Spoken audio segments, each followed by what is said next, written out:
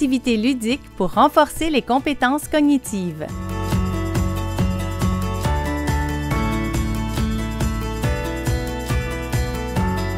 Bonjour, c'est Carlo d'aidersonenfant.com et aujourd'hui, on parle de développement des fonctions cognitives avec Caroline Coiré, intervenante psychosociale. Salut Caroline. Salut Carlo. Caroline, quelles sont les principales fonctions ou compétences cognitives que nos jeunes doivent développer? Donc, très rapidement, je t'explique c'est quoi une fonction cognitive. C'est tous les processus mentaux qu'on va utiliser pour fonctionner dans le monde. Donc, tout ce qui est mémorisation, capable de s'organiser, ça rentre dans ce qu'on appelle des processus mentaux.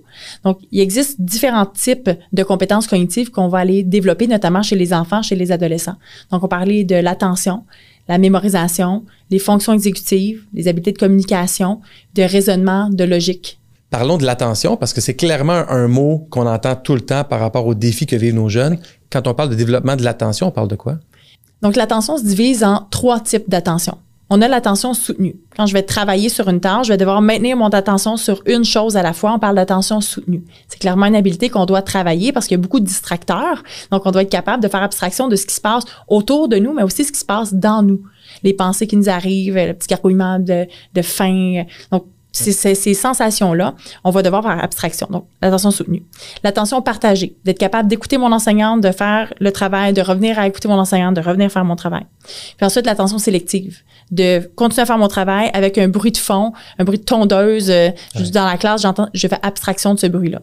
Donc, ces formes d'attention-là peuvent être travaillées de toutes sortes de façons, puis ça va maximiser, en fait, améliorer la disponibilité aux apprentissages si j'ai des habiletés d'attention qui sont développées. L'autre expression que les parents ont souvent déjà entendue dans les bulletins ou dans les communications, c'est fonction exécutive. Oui. On en entend de plus en plus parler. Qu'est-ce que c'est exactement les fonctions exécutives?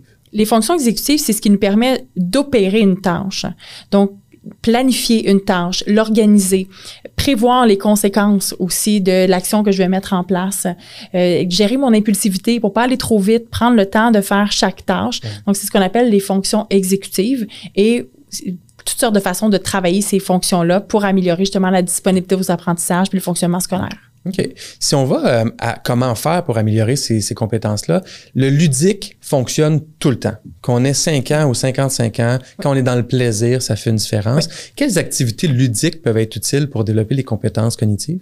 Mais en fait, il y a toutes sortes de façons d'apprendre. Puis effectivement, d'apprendre dans le plaisir, je me sens pas que je suis en train de travailler. Donc, ça augmente ma disponibilité. Et quand j'ai du plaisir, je sécrète aussi de la dopamine. Et la dopamine, c'est un neurotransmetteur qui permet justement d'être engagé, de privilégier une attention soutenue dans une tâche. Est-ce que ça crée un état de bien-être aussi? Mais oui, absolument. C'est que ça crée ce qu'on appelle la motivation. Ça nous donne envie de réaliser une tâche. Ça ne maintient pas notre attention durant la tâche, mais ça nous aide à engager une tâche qui peut être parfois plus difficile. Donc, le jeu, on a envie de s'engager dans cette tâche-là et on le voit pas justement comme une tâche. Puis dans le jeu, en plus, ça renforce l'estime personnelle. Donc, je peux vivre des réussites, des échecs, mais on dirait que c'est comme moins grave qu'à l'école, là, quand c'est dans le cadre du jeu. C'est comme si ça compte pas.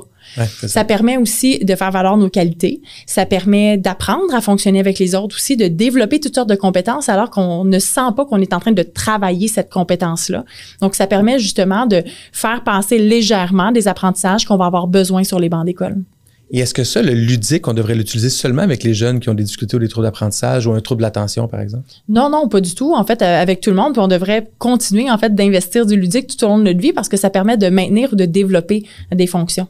Je dis souvent, apprendre, ça n'a pas besoin d'être plate et dur. Ça peut être fait dans le plaisir. Oui, absolument. Puis, on va voir que les enfants vont avoir envie de le faire. Donc, c'est pourquoi dans les devoirs, les leçons, on va suggérer aux parents, faites-les d'une façon différente à l'école. Donc, à l'école, on a l'habitude de travailler sur un pupitre. Le soir, pratiquer les mots, faites l'écrire dans la porte patio, faites des chasses aux mots dans la maison. En faisant des sprints dans la maison entre les questions. Oui. Ça, donc, varie les méthodes d'apprentissage pour que, justement, on ait un enfant qui dit « Ah, mais j'ai pas vraiment étudié, j'ai plutôt joué à ». Génial. Merci, Caroline. Merci, Carlo.